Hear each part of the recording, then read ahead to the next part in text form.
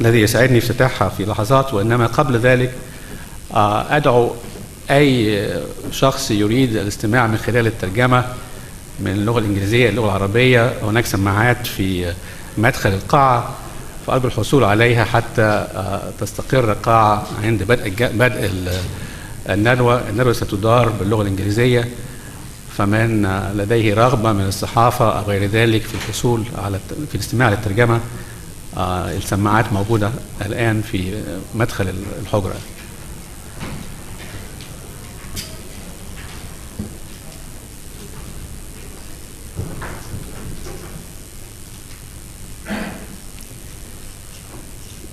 Well, once again, welcome to this Tahrir Dialogue Series. My name is Nabil Fahmy. I'm the Dean of the School of Global Affairs and Public Policy. On behalf of Dr. Bakat Qurani, the Director of the AUC Forum, and on behalf of the School of the Global Affairs and Public Policy, we're honored to invite you all to this event and to have you here with us to discuss issues that I think are extremely important in the public debate that's occurring here in the Middle East at a pace that, frankly, we had never witnessed in the past. The topic we have with us today is a topic that anybody of my generation has been talking about for years, and probably many of those who are a little bit older than I am, and even those who are younger will be talking about it in the future. What is the American role in the region? What is it? And I won't get into conspiracy theory. What should it be, and what can it be? It's an important topic.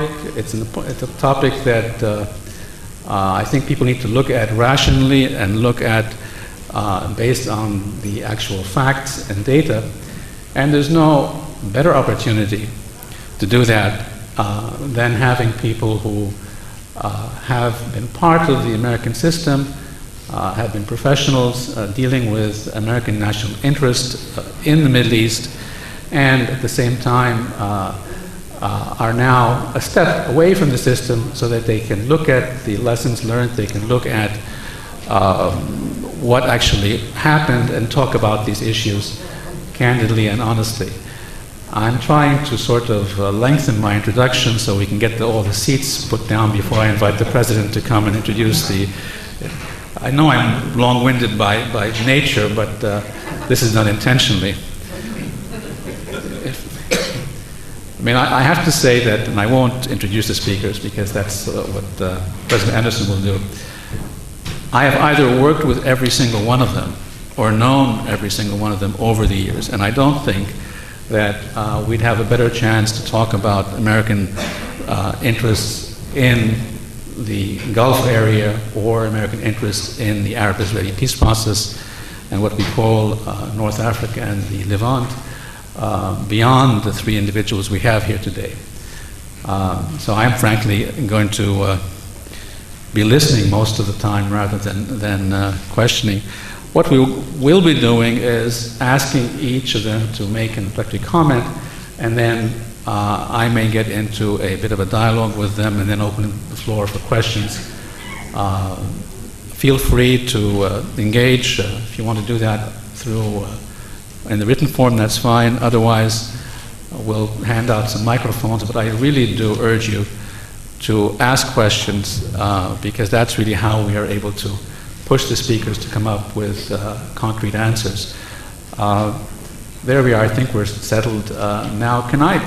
I'm honored to have President Anderson here with us and the Board of Trustees, all of them here. So can I invite President Anderson to come and introduce the speakers and open the event for us?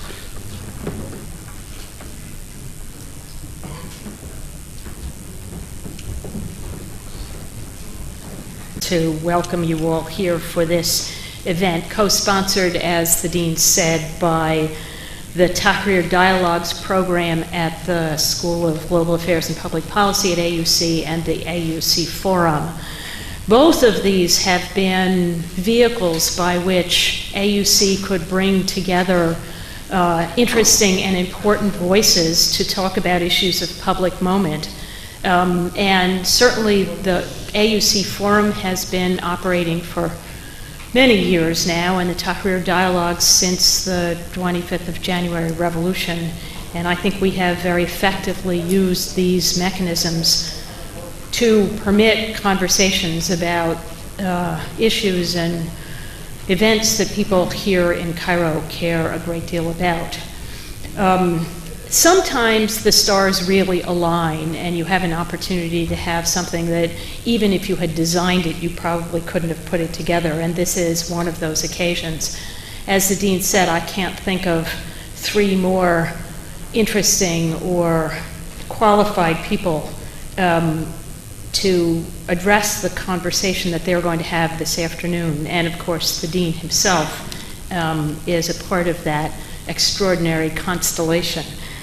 These individuals, all four of them, mix scholarship in international relations and a thoughtful policy analysis with genuine experience as practitioners of diplomacy and public policy. And of course, all four of them have great interest and affection for the region. The three visitors are all expressing that interest and affection in their roles as trustees of the American University in Cairo. And of course, the dean serves as dean.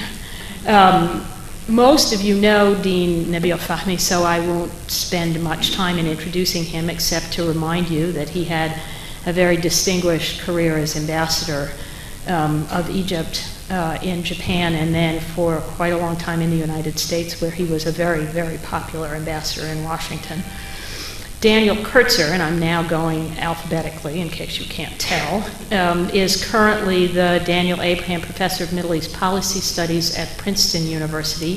He was the American ambassador in Israel and in Egypt, where he too had a distinguished turn representing his country. And he has done quite a lot of writing and reflecting on his time in office and the region as a whole. William Rugh is the Edward R. Murrow Visiting Professor of Public Diplomacy at the Fletcher School at Tufts University. He was ambassador to Yemen and to the United Arab Emirates, was president of Amid East, and has had a very long and distinguished career both in the region and again reflecting on the region and on the American role here. And finally, William Quandt is the Edward R. Stedenas Professor of Politics at the University of Virginia. He was senior fellow in the Foreign Policy Studies program at Brookings and served as a staff member on the National Security Council of the United States in the 1970s. So, as I say, I don't think even if we had tried, we could have put together a program as wonderful as this one to give us a chance to really reflect on what the region looks like from Washington and how we think and they think Washington ought to be reflecting on the region in the next few years. So once again, thank you very much for putting this together. Thank you, Bhagat. Thank you, Nabil. And thank you all for being here.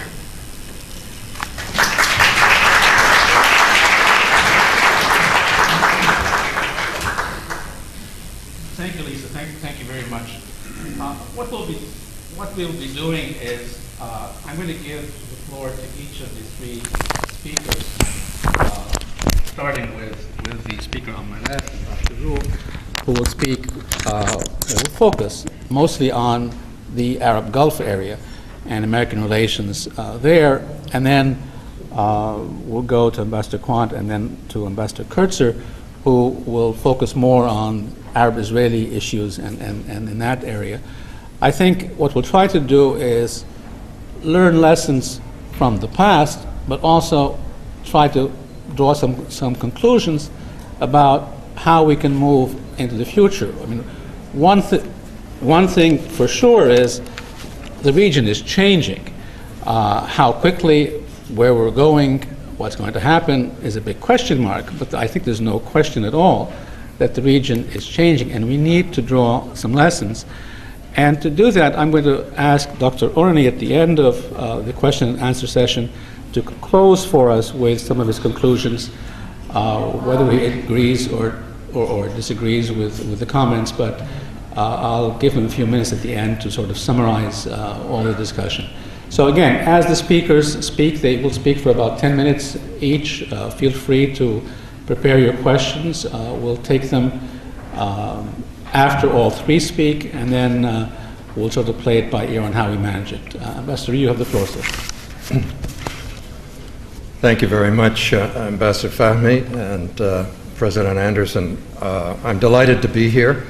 It's a bit daunting to be on this panel with such prominent experts and also with this audience. I see many experts in the room who probably know a lot more than I do about the subject that I'm going to talk about. So what I want to do today is talk about what seems to me to be President Obama's view of the one specific part of the Middle East, that is the Arabian Peninsula, and perhaps at the end of my brief remarks draw some conclusions on his view of the region and his operating philosophy of foreign policy. I have to do that in 10 minutes or the chair will turn off my microphone, so I will be presenting you with headlines. And forgive me for that, but I'm sure in the question and answer period you can ask me what I was saying and correct the points that you disagree with.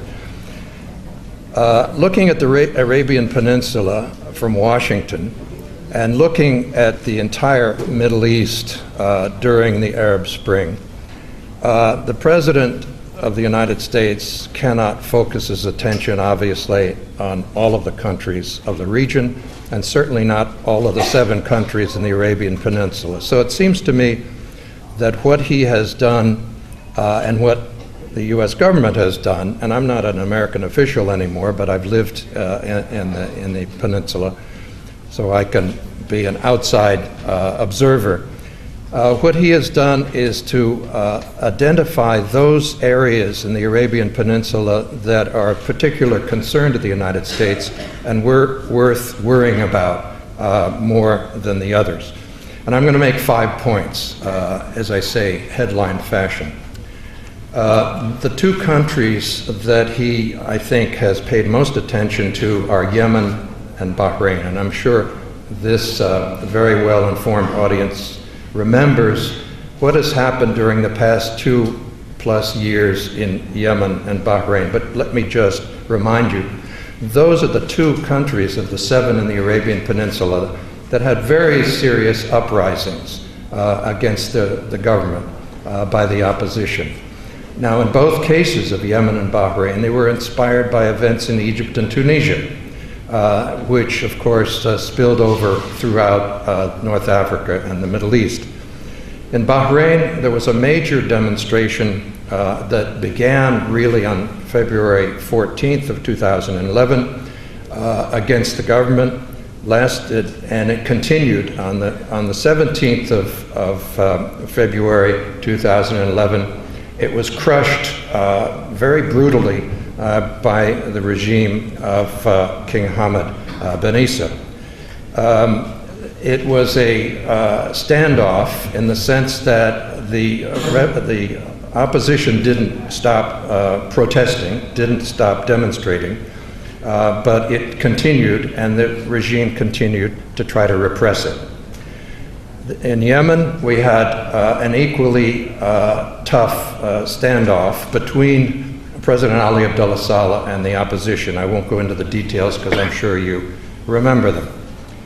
Now, here are my 5 points about President Obama's apparent view of these 2 uprisings as they concern why did they concern the United States?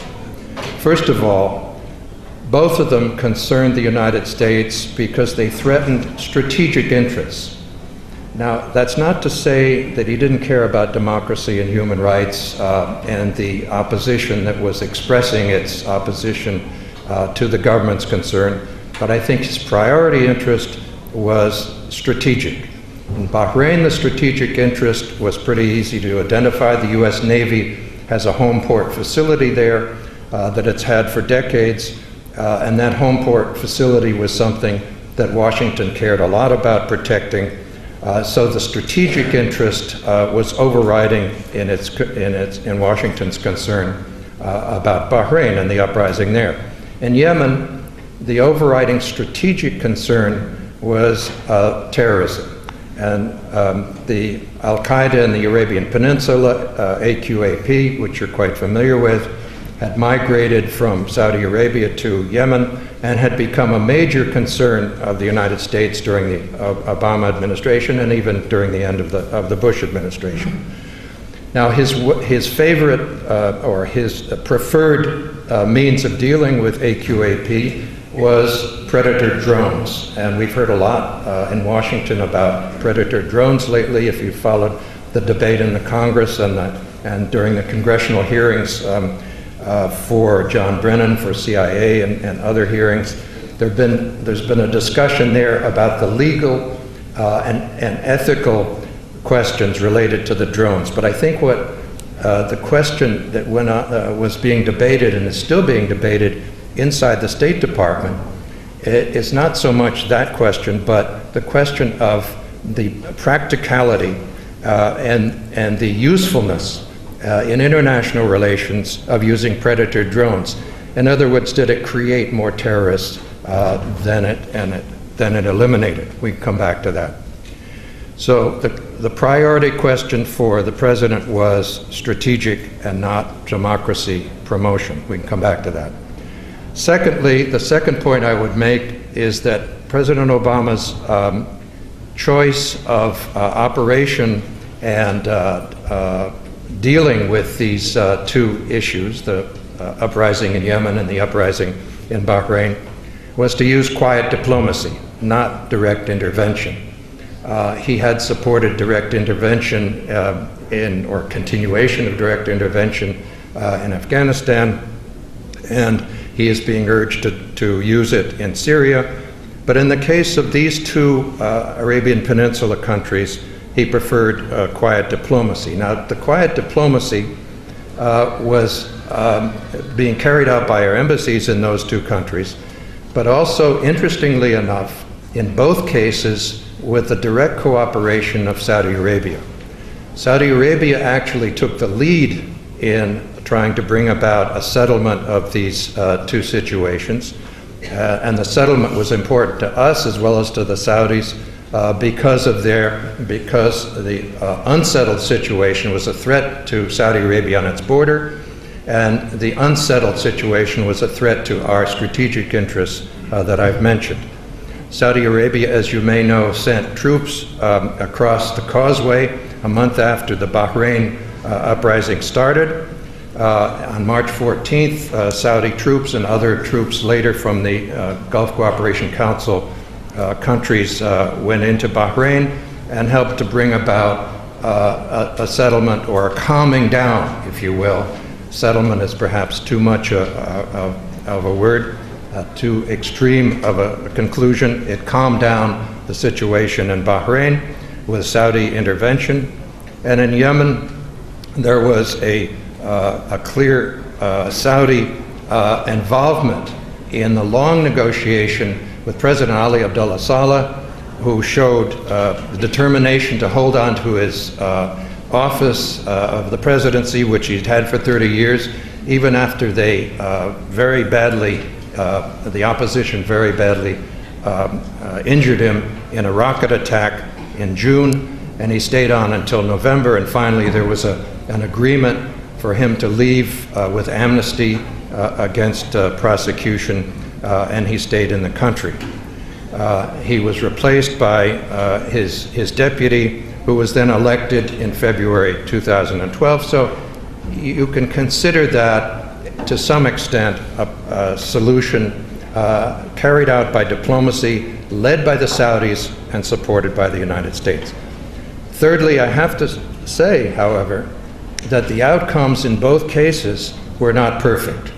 There is an uneasy calm in Bahrain, but grievances remain. As I'm sure you know, 70% of the population is Shiite in Bahrain, and it was mainly Shiites who were demonstrating against the regime. There was a commission of inquiry headed by Professor Sharif Basyouni, an Egyptian American, who presented a report on the various complaints by the government and the opposition. And Professor Basyouni concluded that both sides were at fault, but particularly criticized the government for its repression and its torturing of prisoners and so on. But these recommendations, or the criticisms and the recommendations that Professor Basyouni made in November of 2011 have not fully been implemented. So the situation is calmer in Bahrain, but it's not totally settled. And if we're to look ahead, I wouldn't be surprised that we would revisit or have a resumption of some kind of difficulties in Bahrain. In Yemen, the situation has been partially resolved by the retirement of the president, but he stayed in the country. He's still the president of his party. He's still using some of his wealth to play a behind-the-scenes role in politics, and who knows whether that will be settled. The youth in Yemen has not yet played the role that they thought they deserved after having been a major part of the uprising. Maybe that is familiar to some of you, that the youth is dissatisfied that they think they started the revolution and they haven't benefited completely by participating in the outcome. But there remain serious problems in Yemen, including major economic ones. There's a rebellion in the south, there's a rebellion in the north, and the president is still around. The fourth point I'd like to make concerns Iran. Now, this particularly relates to Bahrain. During the uprising, the Bahraini government blamed Iran for causing the difficulties.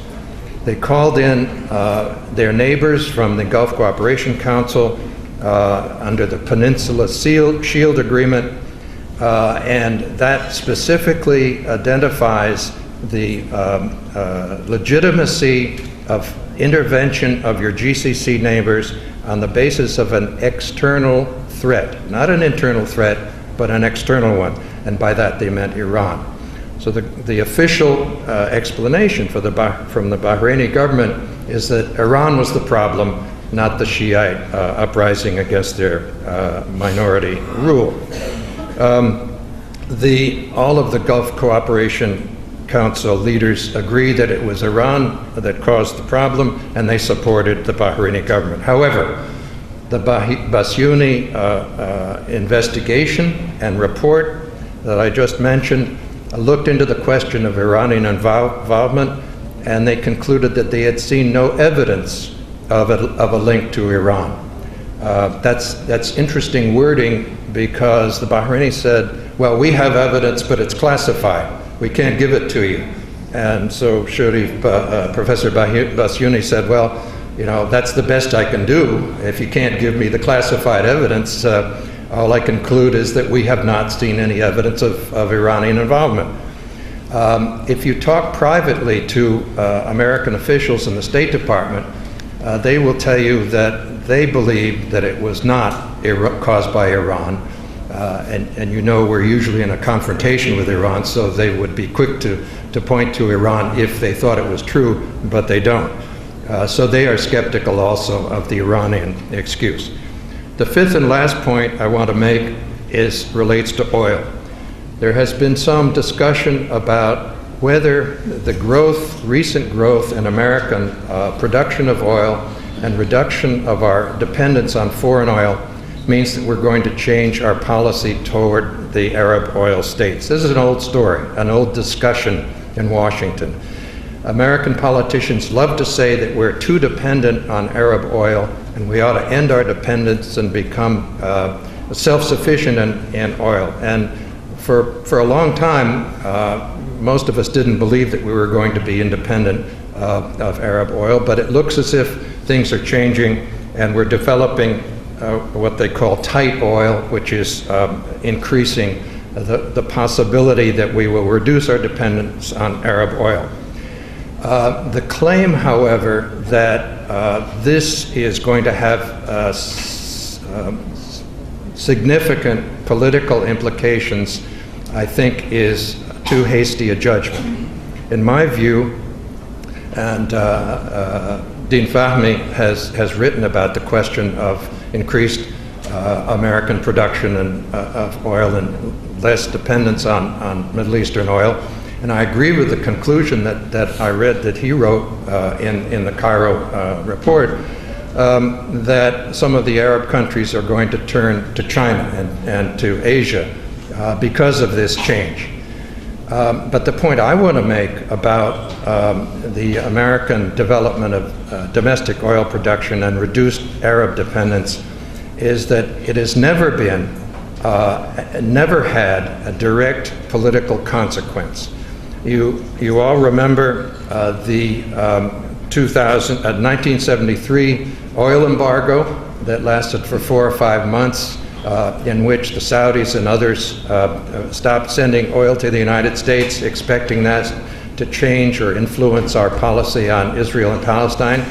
I don't think it had any impact at all in terms of really changing our political decisions. And the Iraq invasions by the United States in '91 and '93 also were allegedly caused by oil, but they were not, in fact. Oil changes in imports from the Arab countries, in my opinion, do not influence the political decisions of the leadership in Washington. So let me conclude, if I may, with some general observations, and we can discuss these in the question and answer session if you wish. First of all, in these two cases, and I think perhaps it applies in most other cases, but not all, strategic concerns trump democracy promotion.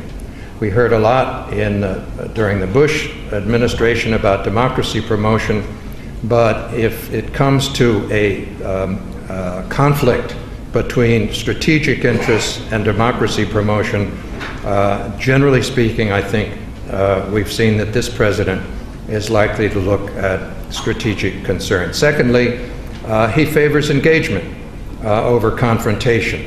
Third, he favors diplomacy over the use of force. And again, it's a contrast with his predecessor. And he particularly favors multilateral diplomacy. He is also, people are looking for an overall philosophy that President Obama has exhibited during his first 4 years, trying to predict how he will behave in his next term, in his current term. It's difficult to pin that down because he is pragmatic rather than dogmatic. He reacts to circumstances, and as I say, he prefers an engagement, and even during the Syrian situation, which is his most, which is in a sense his highest priority area of concern today. He started out with the Assad regime preferring engagement, and it was only after it seemed impossible to engage with Bashar al-Assad that he went to a confrontation posture. But that's unusual. His default position is engagement, his default position is diplomacy, and his default position is multilateral diplomacy. And I'll end with that. Thank you.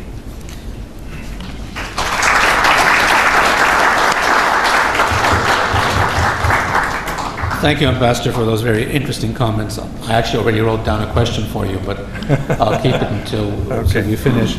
The next speaker is Professor Quandt, who, my understanding, will speak on the lessons learned from American foreign policy in the region, and I invite you to take the floor, sir.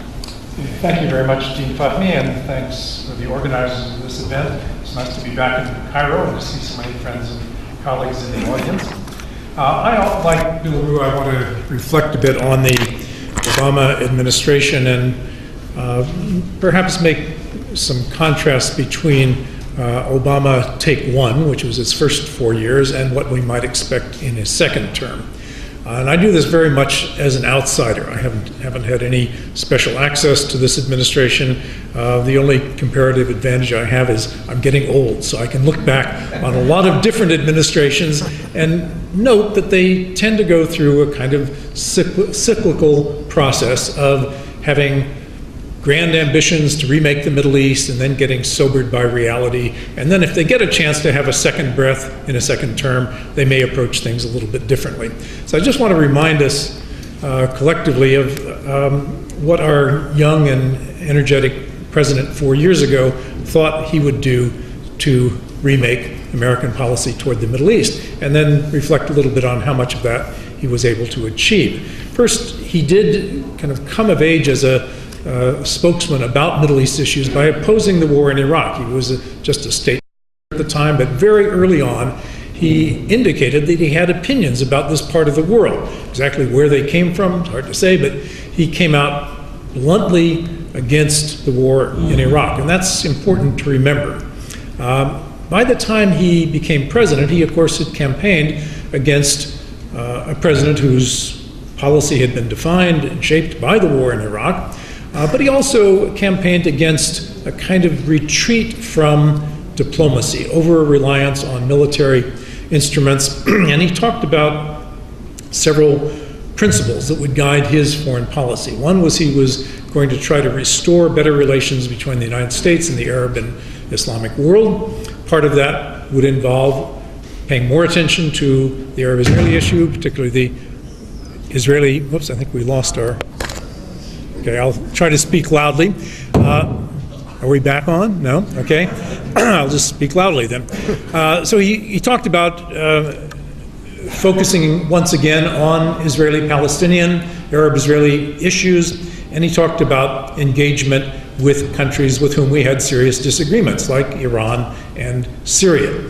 Now, after a burst of enthusiasm in his first 6 months, I think it's pretty clear that the Middle East realities began to take their toll. Of the 4 things I've mentioned that he set out to do, he got out of Iraq, which was already pretty well scripted for him by the outgoing Bush administration.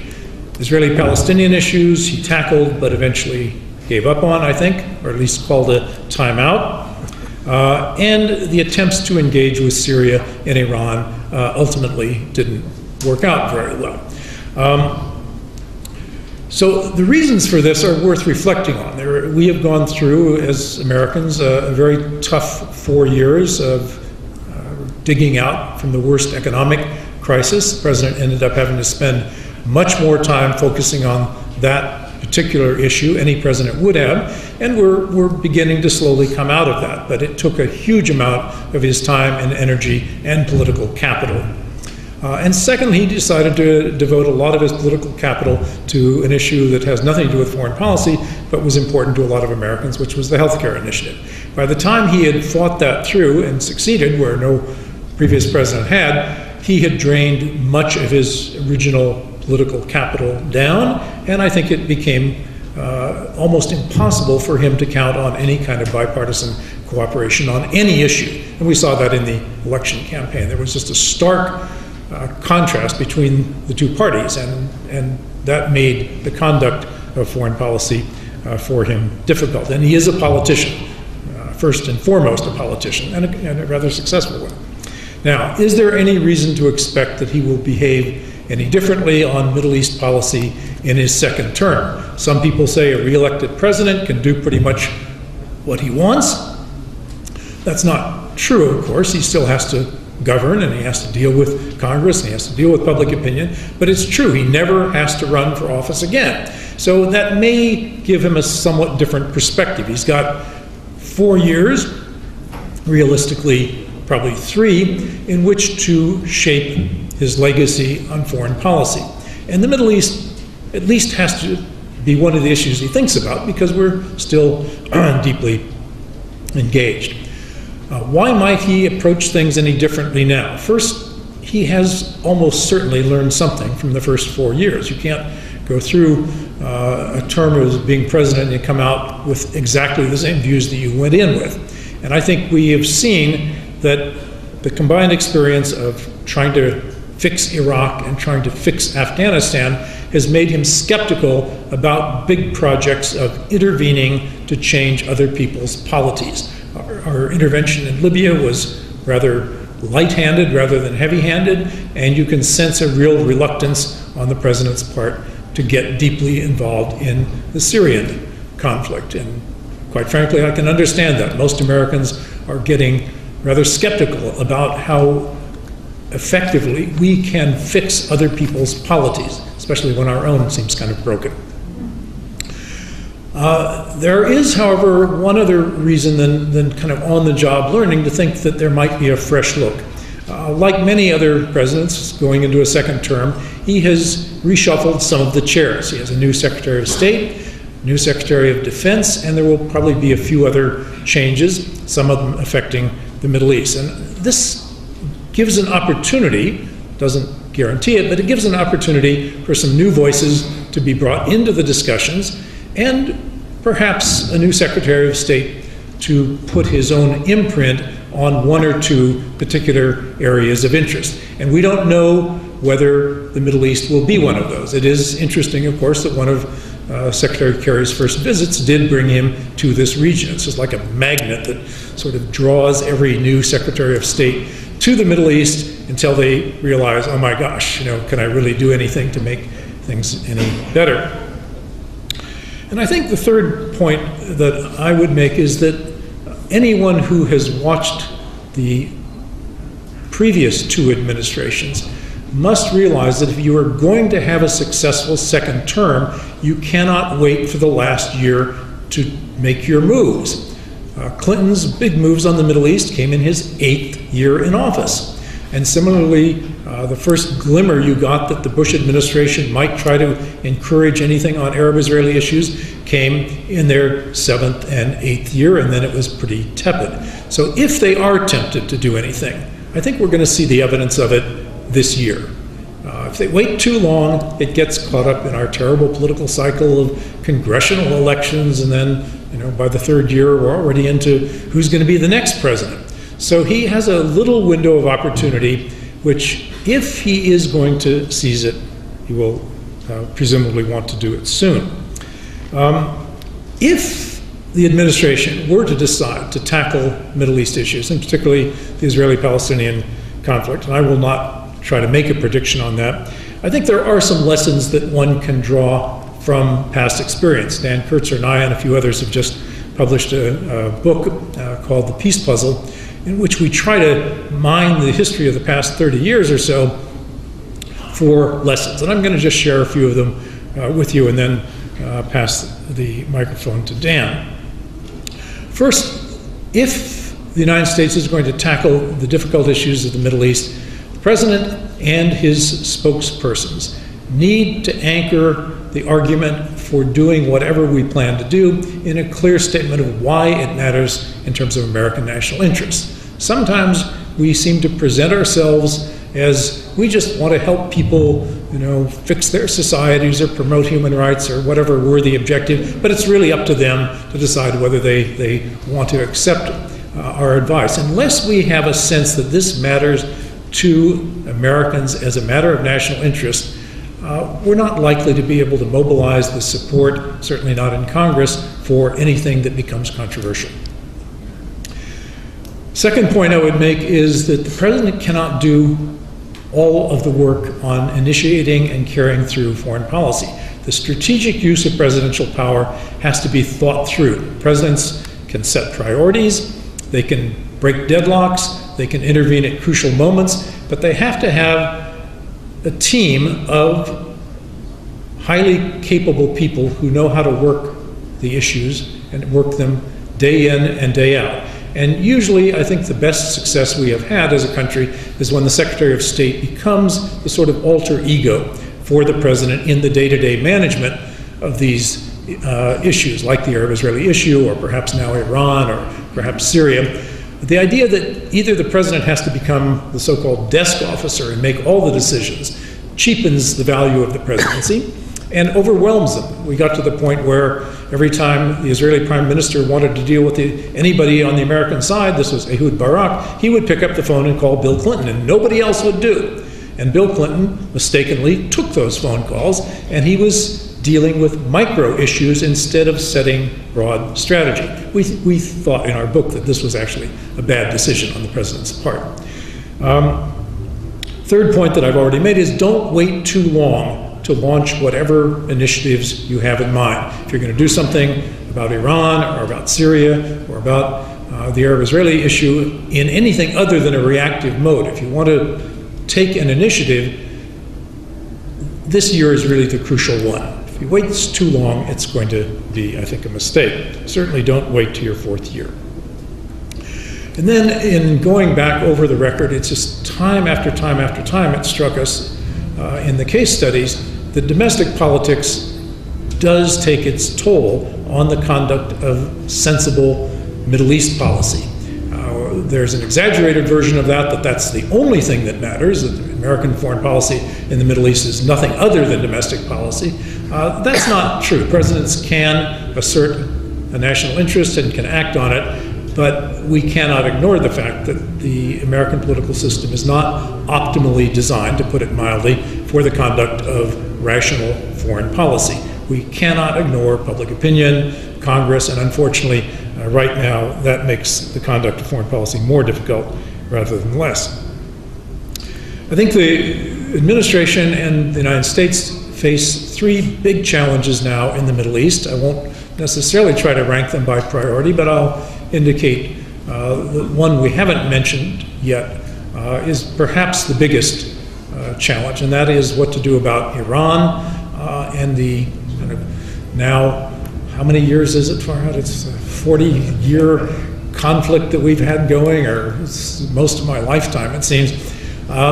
And periodically, we try to look at the possibility of a new relationship, of dealing with Iran on a different basis. But this is getting to the point where everybody senses that it's getting pretty dangerous. Whether Iran aspires to be a nuclear power, or whether it simply wants to have nuclear power for domestic energy purposes, I don't think we can answer. But if you listen to the rhetoric in the United States, Iran is probably the most urgent problem that will face this administration. In the coming year, there's going to be a lot of pressure to, quote, do something. And it's either going to be done by diplomacy or you're going to hear a lot of saber rattling.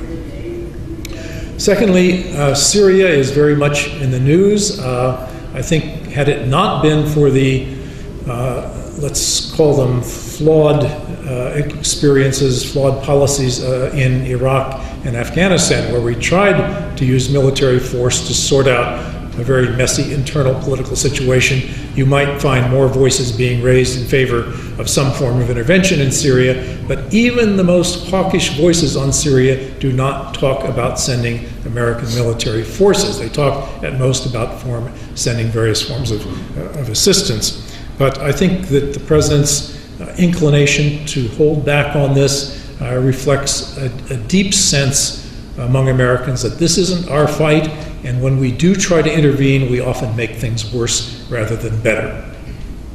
And then third is the ongoing Israeli-Palestinian conflict. I will leave it to Dan Kurtzer to give you a rational argument for why this should be tackled more energetically. I think we all know it's important. It's still important for people in this region. The Arab Spring doesn't make it less important. In many ways, it makes popular sentiment even more keenly felt by political leaders who, in a previous period, might have been happy to leave the issue on the sidelines. But it's hard to see where the opening comes given the regional politics right now. I don't think it's hard for people who have engaged with this issue over the years to identify what a compromise, negotiated solution would look like. It's just hard to figure out how you get from where we are today to that outcome. And with that, I will end my comments.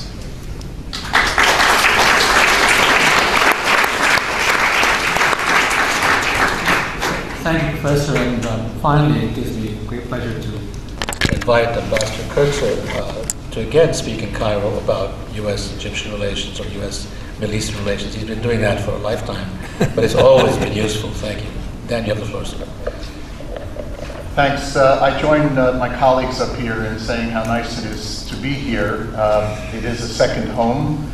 It's a home that I know is now undergoing a number of challenges, and I can only tell all of our friends that we hope that you have the strength to persist in this very interesting and far-reaching undertaking that has begun, and to see it through to a successful conclusion. Our prayers and our hopes are with you.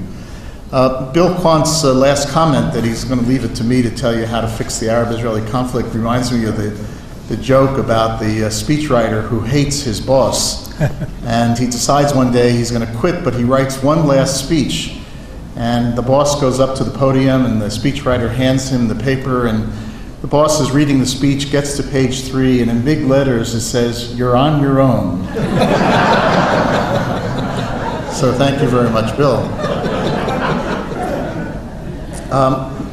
We used to have a fairly simple way of thinking about whether or not it was possible to make progress in the Middle East peace process through 3 prisms: the desirability, the possibility, and the urgency. The desirability issue seems self-evident. Who doesn't want peace? Except given the politics on both sides of the divide, there are those in Israel who are far more intent upon seizing land and building settlements than they are interested in peace. And there are some on the Palestinian side who maintain that all of Palestine belongs to them, and they don't want to be part of a process which may require them to yield or to make a concession of part of the territory. So the question of desirability is not as simple as we may think. We may think it's desirable that there be peace, but the parties themselves have yet to make a definitive conclusion, a conclusive set of policies that would lead us in that direction. And if anything, what President Obama faces today are 2 parties who are, in some respects, even further away from making that definitive conclusion. The Israeli elections have yielded a very different kind of coalition, but it's not necessarily a coalition that's going to be more favorably disposed to do the kinds of things that are necessary in the peace process. In fact, parties that are most interested in building settlements and expanding Israel's control over the West Bank own the ministries now in which they can carry out these policies. And on the Palestinian side, the split between Fatah and Hamas, the geographical split between the West Bank and Gaza, seems to be deepening rather than finding a way of bridging those gaps. And despite the hard efforts of Egypt in particular, Saudi Arabia and some others to find a way to build Palestinian reconciliation, the 2 factions within the Palestinian community seem further apart than ever before. So on this first metric of desirability, one has to raise a very serious red flag. Second question on the possibility of peace leaves us with a little more optimism, because each time the Palestinians and Israelis have actually gotten down to serious negotiations, they have made substantial progress. They made progress after Camp David in the Taba negotiations, because they were able to use the parameters that had been set forth by Bill Clinton, even though formally they had rejected those parameters.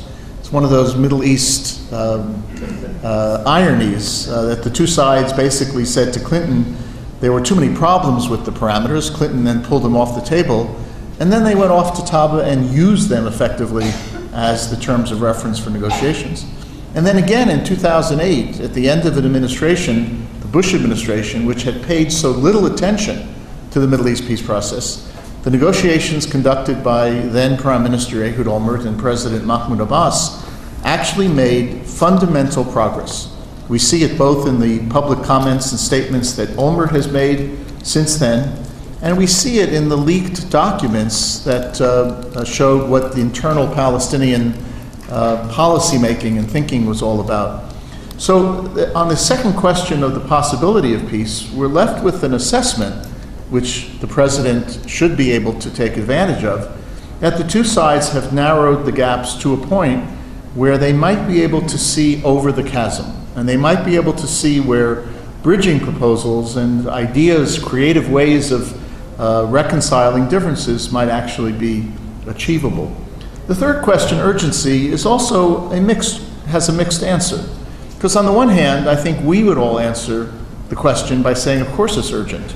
Every time we put off pursuing a solution, every time we think that the status quo can remain static, we are surprised by the fact that status quos are never static.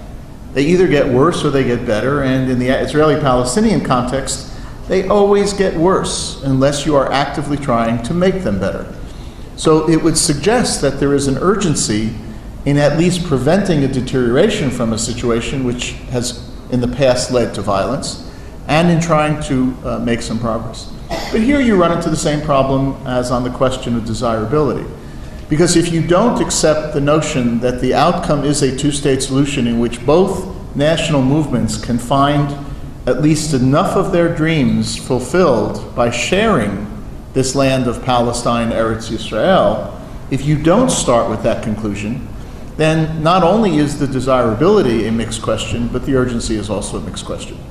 So the president now, in trying to answer these three questions, is confronted with a mixed picture. And for all the reasons that the two bills have suggested, as the president looks over a Middle East in which there are a number of challenges, a number of priorities, it's a president who's got to make some very fundamental decisions with respect to our policy in the Middle East peace process. Should he come to a decision that it is in the American interest to move, he still has to overcome at least two or three additional considerations. First of all is a factor that I, in elegant English, would call fatigue. There is conflict fatigue in many quarters, including in Washington. This conflict has been around for a long enough time. Presidents have found themselves stuck in this mud much too often. Secretaries of state have found that they pile on a lot of frequent flyer miles by trying to resolve the conflict, but accomplish not enough to justify those miles. A lot of money has been poured into this conflict, not just by the United States in our various aid programs, but also by Europeans and others. And there is a chronic nature of this conflict which suggests that it may be, in fact, impervious to a solution that is on the immediate horizon. We don't like to admit that conflicts can't be resolved, but there is a feeling among some quarters in Washington, the Washington commentariat, or the talking heads class, that suggests a variety of reasons why the president should avoid dealing with the Middle East, with the Arab-Israeli conflict at all costs. It's too hard, it may fail. Why expend American capital, political and material, on a conflict that seems to be unresolvable when we have so many other issues on our agenda? Let's wait until the parties themselves express more readiness. We can't want peace more than the parties themselves. These are the kinds of things that the Washington policy community is now writing every single and suggesting, therefore, to a White House which is weighing its policy alternatives, which is suggesting to that White House that maybe this is not the time to move forward. There's also a bit of a numbers game going on in Washington. 2 weeks ago, the New York Times had an article by a former American negotiator suggesting 14 baby steps that might be taken that would improve the atmosphere. Another writer has suggested 8 such steps that might, in fact, condition the parties better to be receptive to an American involvement. Bill and I collaborated not only on the peace puzzle, which looked back, but also on a book that looked forward called Pathways to Peace. And we are also part of the numbers game because we have, in one book, I think 11 lessons that we learned, and another book, 10 lessons that we learned. So we forgot one of the lessons. We forgot one of those lessons, and there doesn't have to be a decalogue in every book. The point is that if you're sitting in the Oval Office with an entire array of large concerns that a big power has, many of them domestic, many of them international that have nothing to do with the Middle East, and a set of priorities in the Middle East that have nothing to do with the Arab-Israeli conflict, you can imagine why this is a hard sell for the American president. Nonetheless, since it's my job to resolve this conflict in the next 4 minutes, I would suggest that if the president actually took a hard look at the possibilities before him, this may not be as challenging as all of the pundits and all of the talking heads are suggesting. Not because it's easy, but because the United States can formulate a serious policy that operates across a wide spectrum and deals with challenges which until now have been dealt with piecemeal rather than in a comprehensive strategic manner. Now, many of us tend to think of the Middle East peace process as, well, let's just get to negotiations. And this has been one of the problems of this peace process. Getting to negotiations is a means to an end. It's not the only means to an end, but it certainly is not the end in itself. The end in itself has to be a conflict-ending, claims-ending agreement between the two contesting parties, in which they've decided a range of very challenging issues and decided that it's better to reach mutually agreeable concessions rather than to perpetuate the conflict. Now, to do that, they might need some help in establishing what might be called a vision of what the outcome looks like. Either side, if asked what that vision looks like, has a notion of what it wants. Many in Israel would like to see a greater Israel, an Israel that encompasses not just the pre-1967 lines, but also the West Bank, which is seen as the biblical, historical homeland of the Jewish people. And many in Palestine would like to see the recovery of all of their land and to rid Palestine of what they still perceive as the Zionist interlopers, those who came and seized their land illegally and have no business to be there. Well, the reality is that without some help, these two visions of peace will never find any kind of complementarity.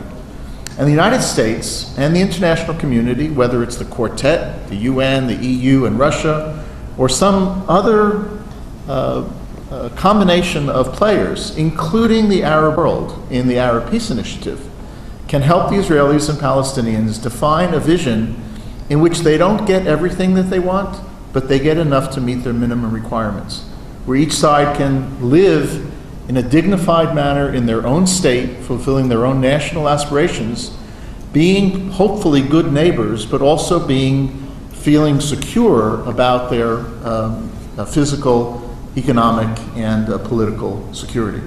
So one critical issue that the United States can address is to help the parties understand what that vision is.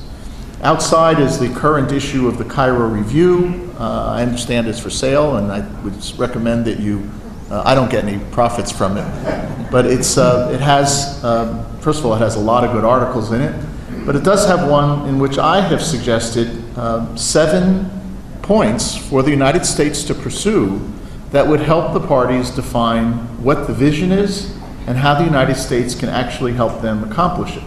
We can, for example, develop a set of so-called parameters and then decide later what to do with them. We can use them as terms of reference for negotiations. We can incorporate them in a Security Council resolution that becomes a successor to Resolution 242 as the basis for negotiations. We can use it simply to guide our own policy, to have our diplomats know what it is that we stand for when it comes to territory, security, Jerusalem, refugees, economic matters. We have to do better in terms of holding the parties to their commitments to the roadmap for peace that was negotiated in 2003. Israelis and Palestinians agreed to this roadmap, but they never implemented it. And so the United States and the Quartet have a responsibility to establish a monitoring mechanism and hold the parties accountable to do what they said they're going to do. And if they don't do it, either one or both, there have to be consequences, just as there are in other facets of life. We can all do better in helping to build a Palestinian state so that when it comes into being, it's not a failed state. Now, for the last couple of years, Prime Minister Salam Fayyad, President Abbas have done a very nice job of building up institutional and economic capacity of the Palestinian Authority, but they're not entirely there.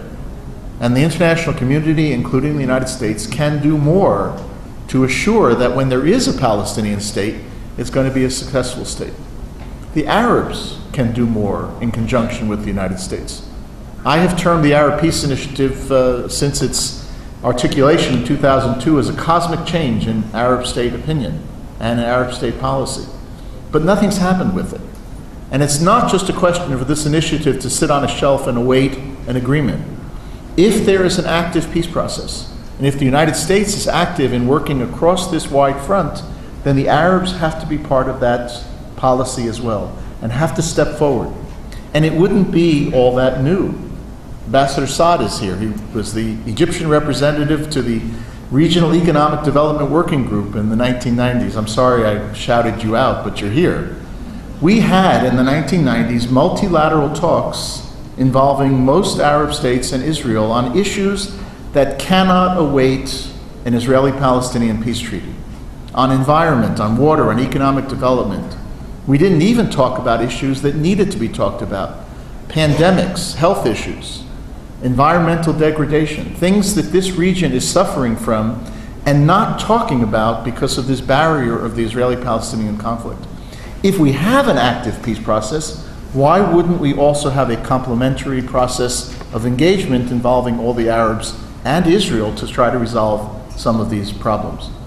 So if the president, in my estimation, is confronted not only with the analysis of why this is so hard, and confronted not only with the op-eds of those who are trying to convince him that he should go someplace else and do something else, but rather if the president sees this as an opportunity that may hold some tremendous dividends should he invest, and if he follows the advice of Bill Quandt and establishes a strategic goal and then empowers his Secretary of State to go out and do it, I think we have a shot at accomplishing that outcome. Thank you.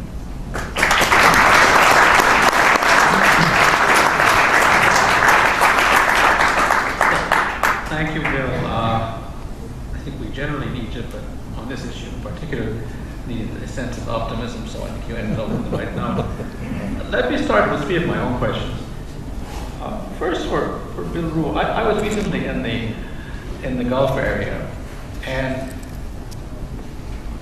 the dialogue there seemed to be as if nothing had happened over the last 50 years. Still, the talk was about how important the Gulf was to America, mostly from the perspective of, although they didn't use the words, big strategic issues, as if we were still talking about the Soviet Union. Even in terms of technology, the actual utilization or efficiency of the facilities you have there are based mostly on maritime presence, more than anything else. And that's not really where the strength of your military is now, and nor will it be there in the future. And as you mentioned, this whole issue of how much energy will enter into the equation is always in the back of everybody's mind. What surprised me is that neither the American side that was there nor the Arab Gulf states addressed the issues. They both simply wanted to emphasize how important the relationship was and how it would continue. Now, when each one of them spoke to me privately,